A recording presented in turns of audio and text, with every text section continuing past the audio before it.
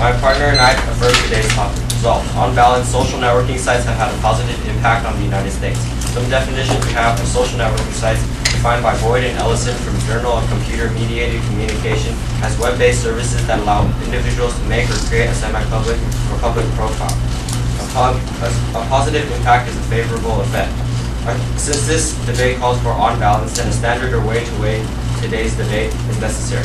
My partner and I will use a standard of American interest because it is a proper way to determine whether or not it has a positive impact on the United States. Because in order for something to have had a favorable effect, it has to be in the interest of America.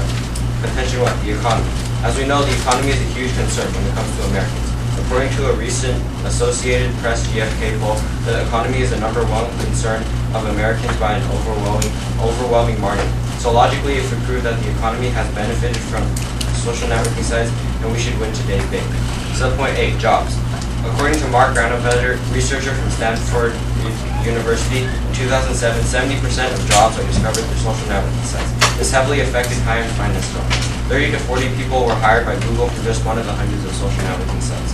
Many have also been hired by MTV, Apple, eBay, and ABC from the same site. It's no wonder that over 16 million jobs were created last year from social networking sites.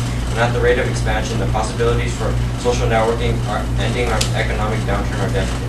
When more people are employed, there are more people to spend money. So by affecting the economy in a positive way, we have also impacted the U.S. in a positive way. Subpoint B, advertising. To positively impact the United States, we must effectively find a way to improve consumption of products made by the United States. A way to improve its consumption of products made by the United States is to improve advertising. According to Martin Bailey, a senior fellow at the Brookings Institution and an advisor to the McKinsey Global Institute, on sites such as Facebook, advertising is viewed freely and by millions of users. And not only is it free, but it is personalized to our need and interest. MSNBC.com states that eBay has over 135 million customers and they earn more than $80,000 a minute. That's 2.8 million by the end of this debate round and 115.2 million every single day. If the products comply to our needs and interests, people are more likely to buy them. So by improving the consumption of products made by the United States, we have positively impacted the United States economy. Our second contention is to positively impact the United States, we must improve its educational system. A way to improve education is to make it easier for students to study.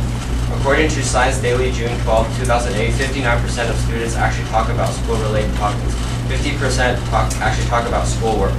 If 59% of students who use social networking sites use them to make studying and researching easier, then we have greatly benefited the United States by improving its educational system by creating a faster, more effective way to study.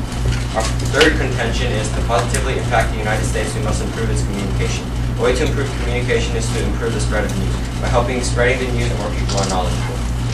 Written by James Paniwakis, Thursday, April 19, 2007, Time Magazine, millions of people were able to see the tragedy of Virginia Tech students as it happened. Students Facebook and IM'd each other as the tragedy rolled on. Other major events have also been broadcasted through social networking, such as the London July 7th bombing. So by improving the communication by making it so we can quickly inform the United States of events, which makes it so the U.S. can take action faster, we have positively impacted the U.S. Thus, by proving that social networking has improved the economy substantially by creating jobs, advertising, which helps our economy due to customers, education by helping it become easier to study, and communication by keeping us conveniently informed, we have proven that, in fact, social networking does positively impact the U.S. Thus, we must urge you to vote affirmative.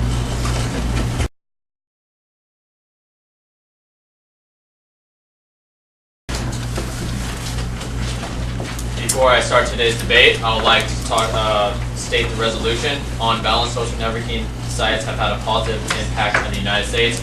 We negate.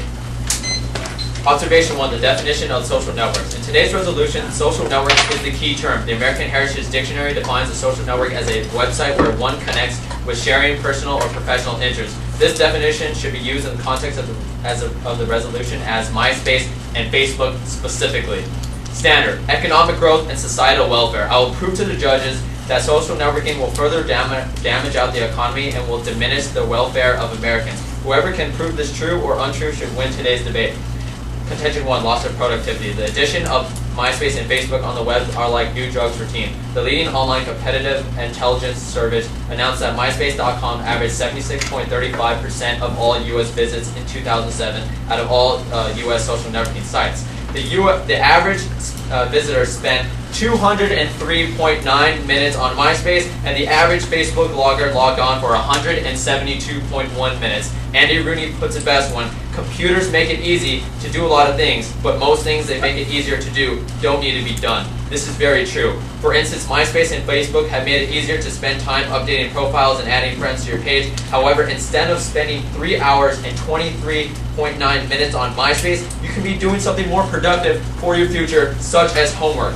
Now, per month, if a student spends 132 hours at school, goes on MySpace for 77 hours, and only studies for 7 hours, that student has spent 6.85% of their entire month on MySpace alone. If the student spends that much time on MySpace, the economy cannot grow because so much time is being spent towards something that is not beneficial to their time.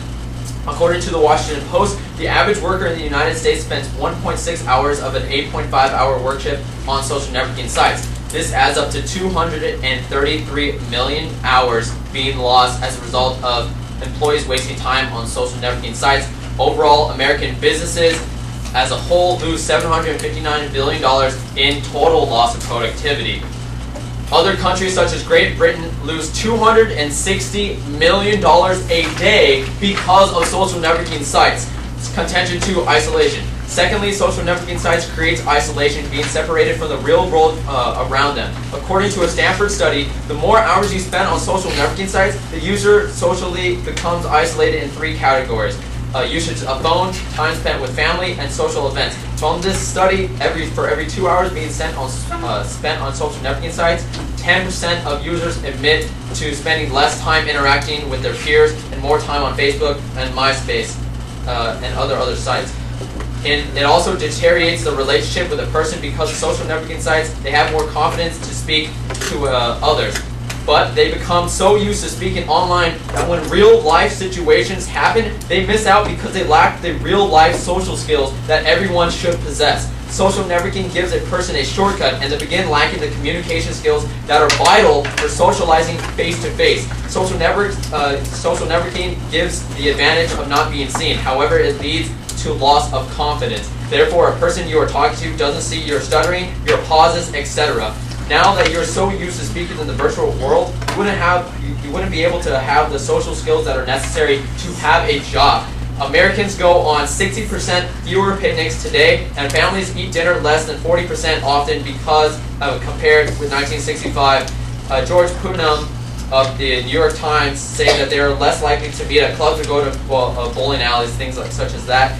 Putnam has estimated that every 10 minutes increase in commutes make it 10% less likely that people will maintain and establish close social ties. This has proven to be an outcome of social networking.